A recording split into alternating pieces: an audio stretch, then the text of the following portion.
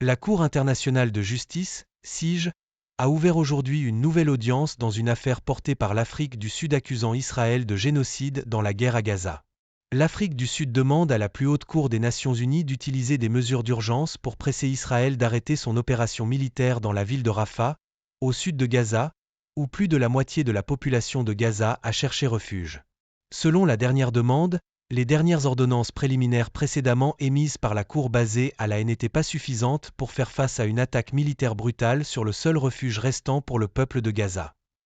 Israël a décrit Rafah comme le dernier bastion du groupe militant,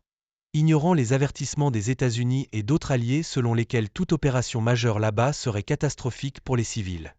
L'Afrique du Sud a demandé à la Cour d'ordonner à Israël de se retirer de Rafah,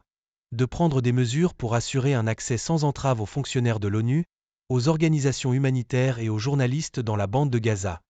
et de rendre compte dans une semaine de la manière dont il satisfait ces demandes.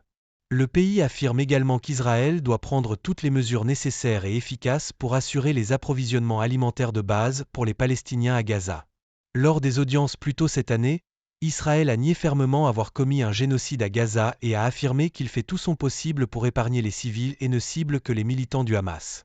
La plupart des 2,3 millions d'habitants de Gaza ont été déplacés depuis le début des combats. Le ministère de la Santé de Gaza, dirigé par le Hamas, affirme que plus de 35 000 Palestiniens ont été tués dans la guerre, sans distinguer entre civils et combattants dans son décompte.